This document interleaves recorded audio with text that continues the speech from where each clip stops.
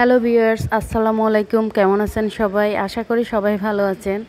আজকে আপনাদের সাথে শেয়ার করব কলা গাছ থেকে শুরু করে ফল পর্যন্ত কি পরিমাণ সব কিছুই প্রসেসিং করে যে খাওয়া যায় সেটা আজকে আপনাদের সাথে শেয়ার করব। এটা আমার লাইফে ফার্স্ট টাইম, তাই হয়তো আমার কাছে অনেক বেশি অদ্ভুত লাগছে, অনেক বেশি কৌতূহলী লাগছে। হয়তো অনেকের কাছে অনেক পুরাতন একটা জিনিস, তাদের কাছে না দেখলেও হবে। যাই হোক, আমার জায়গায় একটা কলা গাছ ছিল, সেটার মধ্যে কলার যে কলিটা সেটা চলে আসছে, কলা হওয়ার জন্য যে কলি। তারপর আমার এক ভাবি বলল, সবাই আমাকে বলল যে এই কলা গাছের তো কলাটা খাওয়া যাবে না, কারণ এটার মধ্যে অনেক বেশি বিচি থাকবে, মিষ্টি হলেও বিচি থাকবে, এটা তেমন কেউ খায় না। তাহলে এটার হচ্ছে তুমি ভিতরে যে শ্বাসটা সেটা খেতে পারবা, আর হচ্ছে কলার যে ফুলগুলা সেগুলো খাওয়া যাবে, ছোট কলাগুলোকে ভর্তা করে খাওয়া যাবে, আর ফুলটাকে খাওয়া যাবে।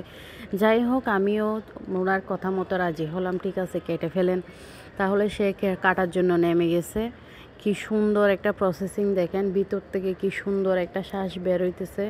এখানে নাকি শ্বাসটাও খাওয়া যাবে। এই শ্বাসটা হচ্ছে চিংড়ি মাছ দিয়ে ডাল দিয়ে সুন্দর করে রান্না করা যায়, এটাকে আমাদের বাসায় অনেকে বলি বলে।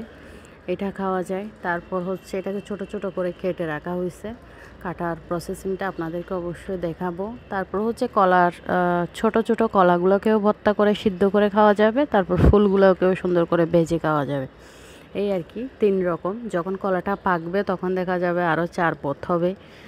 তাই যেটা বলছিলাম, এই বলিটা যখন রান্না করবে সেটা এইভাবে হচ্ছে 4-5 থেকে আঁশটা ছাড়াই নিতে হবে। আমি তো আমার ভাবি করে দিচ্ছে। যাই হোক, উনি আবার অনেক কারিগর সব কিছুতে। কলা গাছটা উনিই কেটে দিচ্ছে, মাঝখান থেকে একটা ছেলে এনে লাস্টের অংশটা কেটে নিয়েছিলাম। এভাবে প্রথমে চাক করে নিতে হবে। এখানে কিন্তু আঁশ আছে অনেক বেশি, আঁশগুলো এভাবেই নাকি নিয়ে নিতে হয়। আমি ছুরিতে কিছুক্ষণ কাটছিলাম, কাটার পরে দেখি আঁশগুলো সবই থেকে যায়, তাই ভাবি নিজেই কেটে দিচ্ছে। তারপর আবার উনি চাক করে দিচ্ছে, আমি ছোট করতেছি। ভাই আমি ছোট করতেছি দেখো কত বড় বড়, আর ভাবি ছোট করতেছে কত ছোট ছোট। মানে কি বলবো, অজ্ঞ হলে যা হয় আর কি এসব কাজে। কি সুন্দর চিকন চিকন করে কাটছে উনি।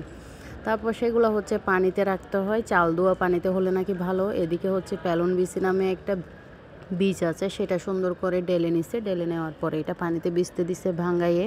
এটাই নাকি ওখানে দিবে, কলা গাছের যে শ্বাস ওটাতে দিবে। তারপর হচ্ছে এদিকে আমাদের কাটাকাটি সব শেষ, সবগুলাই শ্বাস কেটে ফেলা হয়েছে, কুচি কুচি করে পানিতে ভিজাইতে দেওয়া হয়েছে যেন কষ্টটা চলে যায়। আর এদিকে আমি বুটের ডাল নিয়ে আসছিলাম, বুটের ডালটাকে একটু পানিতে ভিজাই রাখছি। এখন কলার শ্বাস প্লাস হচ্ছে ডাল, এই জিনিসগুলো আমরা প্রেশার কুকারে দিয়ে দিব। প্রেশার কুকারে দেওয়ার পরে সেটা যখন ফুটে উঠবে, 2টা শীষ দেওয়া লাগছে। যখন একটু ফুটে উঠবে তখন সেটাকে প্রসেসিং করে খাওয়া যাবে চিংড়ি দিয়ে ভেজে। একটু ধন্য দিয়ে দিচ্ছি, একটু হলুদ দিব, তারপর কাঁচামরিচ দিব কয়েকটা, আর একটু পেঁয়াজ দিব। এই নাকি এটার সংযোগ। এটা দেওয়ার পরে প্রেশার কুকারে দিয়ে দিব। এখন দিয়ে দিচ্ছি আমি অলরেডি।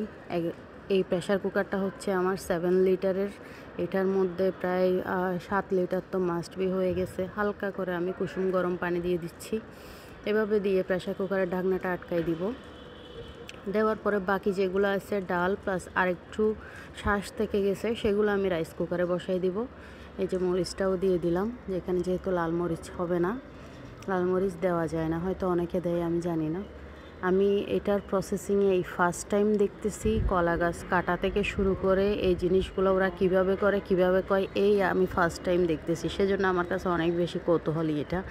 এখন রাইস কুকারের মধ্যে আমরা ডাল যেগুলো আছে সেগুলো দিয়ে দিচ্ছি, প্লাস হচ্ছে হালকা করে শ্বাস থেকে গেছিলো সেগুলো দিয়ে দিচ্ছি। আর যে প্যালন বিচি বলছিলাম সেটাও ভাবি সুন্দর করে ধুয়ে দিয়ে দিচ্ছে।